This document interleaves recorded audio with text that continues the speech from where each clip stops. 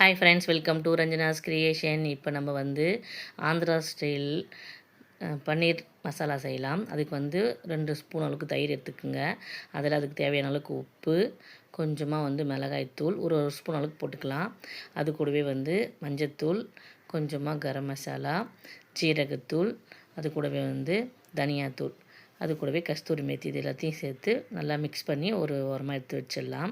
இப்போ வந்து ஒரு பேன் வச்சுக்கலாம். பேன் வச்சு பேனில் வந்து ஒரு பட்டர் போட்டுக்குங்க. பட்டர் போட்டு கொஞ்சம் ஜீரகம் போட்டு அதை நல்லா பொரியட்டுன்ட்டு, அதுக்கப்புறம் வந்து கொஞ்சமாக வெங்காயம் வந்து ஒரு வெங்காயம் பொடியை கட் பண்ணி அதை போட்டு வதக்குங்க.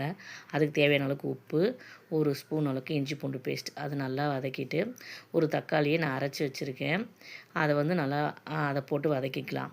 இது வந்து நல்லா வதங்கட்டோன்னு நல்லா எண்ணெய் பிரிஞ்சு மேலே வரும். இப்போ வந்து நம்ம தயிர் மிக்ஸ் பண்ணி வச்சுருந்தீங்களா, அந்த தயிர் அதில் ஊற்றி நல்லா இதை கொதிக்க விடலாம்.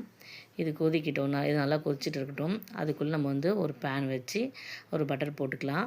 பட்டர் காஞ்சதும் அதில் வந்து நீல வாக்கில் கட் பண்ணி வச்சுருந்த வெங்காயம், ஒரு பெரிய வெங்காயம், அது கூடவே வந்து ஒரு அரை கேப்சிகம், அதையும் போட்டு நல்லா வதக்கிக்கலாம்.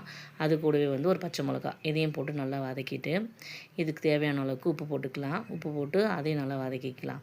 இப்போ வந்து இதுக்கு வந்து மசாலாலாம் நம்ம ஏற்கனவே போட்டோம், அதனால் கொஞ்சமாக மசாலா போட்டு போதும். இந்த பன்னீரை கட் பண்ணி வச்சுருக்க பன்னீரை போட்டு நல்லா வதக்கிட்டு இதுக்கு வந்து கொஞ்சமாக கரம் மசாலா, கூடவே வந்து பெப்பர் தூள் போட்டுக்கலாம். கொஞ்சம் ஸ்பைஸியாக இருக்கும் இது, அதனால் பெப்பர் தூள் போட்டு அதை நல்லா வதக்கிக்கலாம். இது நல்லா வதங்கினதும் நம்ம ஏற்கனவே வதக்கி வச்சுருக்கோம் இல்லையா, அந்த மசாலா அதில் ஆட் பண்ணி நல்லா கொஞ்சம் நேரம் ஒரு 5 மினிட்ஸ் கொதிக்க விடுங்க. இது வந்து ட்ரையாக தான் இருக்கும் இந்த மசாலா, இது கிரேவி இல்லை, பன்னீர் மசாலா.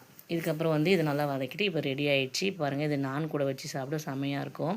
நீங்களும் உங்கள் வீட்டில் கண்டிப்பாக ட்ரை பண்ணுங்கள். ட்ரை பண்ணிவிட்டு ரஞ்சனாஸ் கிரியேஷனுக்கு லைக் பண்ணுங்கள், ஷேர் பண்ணுங்கள், கமெண்ட் பண்ணுங்கள்.